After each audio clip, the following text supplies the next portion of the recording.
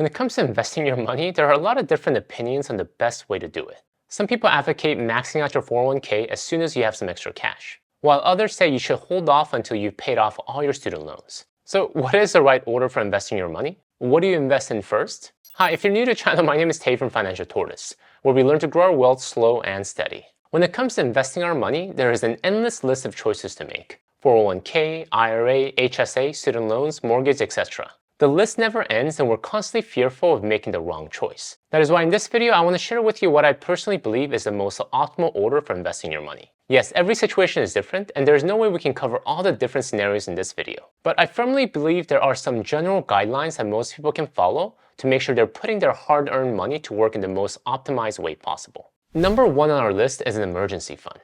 Before you put a dime into the stock market or anything else, your first order of business should include building up a reasonable buffer of cash. Store it in a simple checking or savings account. The exact amount will be different for everyone, and much depends on your personal risk tolerance, but I recommend at least 3 to 6 months. I know it's not an exciting activity with your money, but there is a good reason. Imagine an emergency fund like bowling guardrails. These bumpers essentially keep your bowling ball from falling into the gutters. They keep you in the game even though you might have launched the ball improperly or your ball started spinning in the wrong direction. Think of an emergency fund like these bowling bumpers. Life will always throw you curveballs and you need to be ready for them at all times. For me, a good chunk of my curveballs are most often related to my car. It might have to do with the fact that both my wife and I drove clunkers for the first 10 years of our marriage. One time, my car wouldn't start and the mechanic told me it would cost me close to $4,000 to fix the problem, or I would need to purchase a new car. Now, if I was in a more precarious financial situation and didn't have cash in my bank account, $4,000 could have easily kicked me off the game. According to Bankrate's survey, only 39% of respondents said they would be able to cover an unexpected $1,000 expense from their savings. Most often, people don't have a choice but use credit cards to cover the shortfall, and it sends them into deeper financial hole. In our journey to debt paydown, investing, or financial independence, there will always be curveballs. But enough cash in our emergency fund will ensure that we don't get derailed and help us stay on track towards our financial goals. Number 2 on our list is a 401k employer match. If you work for an employer that offers matching 401k contributions, this should be your first and main priority. Before you do anything else, take full advantage of your employer's matching contributions. Why? Because 401k match provides an instant, guaranteed 100% return on your investment. For example, let's say that your employer matches 100% of your contributions up to 4% of your income. If you make $100,000 a year, when you contribute $4,000 into your 401k, your employer matches you dollar for dollar another $4,000. You're essentially making a 100% return on your investment instantly. There's not an investment in the world that offers risk-free returns like that. The stock market doesn't, rental property doesn't, and even a lucky streak in Las Vegas can't compete. If you aren't sure of your company's 401k employer match policy, ask your HR department or your benefits manager if they have an employer match and how it works. And take full advantage of an employer matching contributions. A quick note, if you don't plan on staying at your company for too long, make sure to ask about the vesting schedule. The vesting schedule will tell you how long you have to stay at the company in order to keep the employer's matching contributions. The most common length of time that an employee waits to be 100% vested in a company match is around 3 years. Consider this when you're thinking about moving jobs. You want to be aware how much money you're leaving on the table by accepting a new position. Number 3 on our list is to get rid of high interest debt. I would categorize high interest debt as anything more than 5%. For most people, this would include things like credit card or student loans.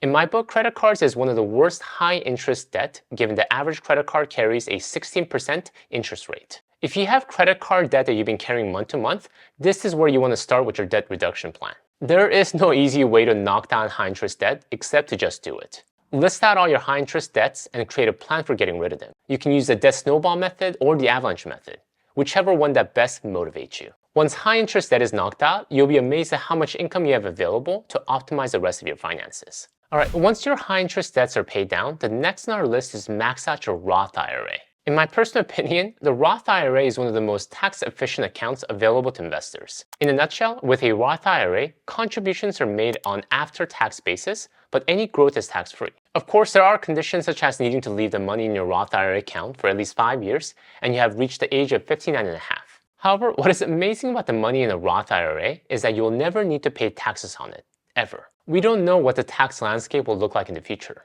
A new politician might decide that he or she needs to raise taxes to fund big government projects. When you contribute to a Roth IRA, you reduce the unknown tax-related risks in the future. There are some eligibility considerations to a Roth IRA. In order to contribute directly to a Roth IRA, you or your spouse must have earned income, but not too much. In 2023, if your married filing jointly combined income exceeds $214,000, you're ineligible to make direct Roth IRA contributions. But if your income is too high to contribute directly to a Roth IRA, consider the backdoor Roth IRA strategy. I have a whole video here that walks you through step by step. In 2023, the contribution limit for anybody under the age of 50 is $6,500. If you're age 50 or older, the contribution limit is $7,500. The number 5 on our list is take advantage of Health Savings Account, also known as HSA. Now, this may not be for everyone, since in order to contribute to an HSA, you need to be eligible to do so. You must be covered under a qualified high deductible health plan, HDHP, before you can contribute to an HSA. However, if you do qualify, this is a great way to save money for future health-related expenses. HSAs offer what's known as triple tax benefit. Your contributions are tax deductible, your money grows tax deferred while in the HSA, and you can withdraw money from your HSA tax-free as long as it's used to pay for qualified medical expenses. If you'd like to learn more, I have a whole video here where I delve deeper. If your qualified high deductible health plan is for yourself only, you can contribute up to $3,850 in 2023.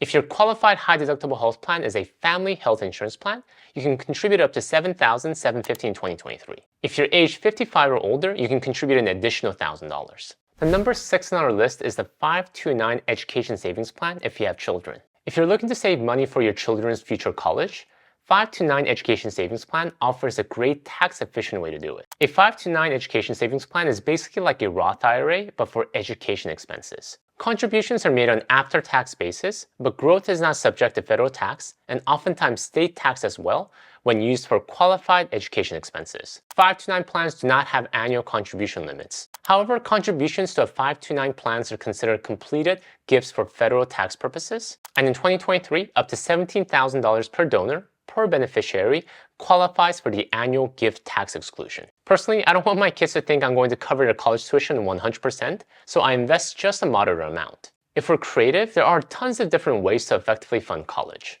I personally had my college paid for by the US Army, and my wife had her nursing degree paid for by her future employer. So though I like to have the 529 Education Savings Plan as an option, I don't want my kids to completely depend upon it. Alright, the number 7 on our list brings us back to 401k. But this time not just for the match, but to completely max it out. Just because we've taken full advantage of your employer match doesn't mean we can contribute more money to our 401k. This is one of the most effective ways to lower our taxable income and put more money into the market. I have personally saved thousands of dollars per year on my taxes just from maxing out my 401k. In 2023, the contribution limit for anybody under the age of 50 is $22,500. If you're age 50 or older, the contribution limit is $30,000. Number 8 on our list is now the taxable account. Once you've maxed out all your tax advantage options when it comes to your investment, you can start investing additional money into a regular taxable investment account. I talked to a lot of people who are excited to jump into the market, and oftentimes they're opening up taxable brokerage accounts way before they've maxed out all their tax advantage accounts. But this should be your last priority since you don't get any tax advantage when you use taxable accounts. The tax drag from using taxable accounts instead of tax advantage accounts like a 401k can be significant, especially when compounding over decades. Tax advantages like tax deductions allow more of your money to get work for you sooner in the market, and therefore greater growth in the long run. Why pay more in taxes than you need to? And make sure you're also following the index fund strategy when it comes to your taxable accounts. Individual stocks and mutual fund picking is a loser's game, and you are a winner. Number 9 on our list is where you can tackle lower interest debt. And I would say lower interest debt are debts with interest rates lower than 5%. Most often this would include low-rate student loans and most car loans, but not include most mortgages. Even though from a financial perspective, this debt may not be hurting you as much, I would still recommend getting rid of it if you have the means to do so. Debt is quite an interesting concept. It is touted by some as a way to achieve the American dream. Others say it's a devil and should be avoided at all costs. My personal perception is this: never let our guard down around debt because it has a way of easily warping our perception about money. When we accept debt as a normal way of life, it can quickly cascade into a borderline dangerous mindset of justification. We can start to fund an elevated lifestyle without low interest debt. Buying cars we don't need, getting student loans for a degree that won't advance our career. If at all possible, get rid of as much debt from our lives. You're not only taking care of your financial well-being, but your mental and emotional well-being as well. Number 10 on our list is, I personally believe, optional, but a valid way to deploy your money if you choose to do so. And that is to pay off your mortgage. If you purchased a home in the last few years, you hopefully benefited from a low interest rate environment. And you have at least a decade before your loan matures. With a 15 to 30 year time frame, your chances of the stock market outperforming your 2 to 4% mortgage is very high. So I would say it makes sense to invest your extra cash into index funds rather than the mortgage. However, if you're getting to the end of your mortgage and you would like to be completely debt-free, this is a great option. I mean, is there anything better than living in a mortgage-free home? That's it, guys. Thank you guys for watching. If you'd like to learn more about the decision to buy a home right now, please check out my video here. Until next time, all the best.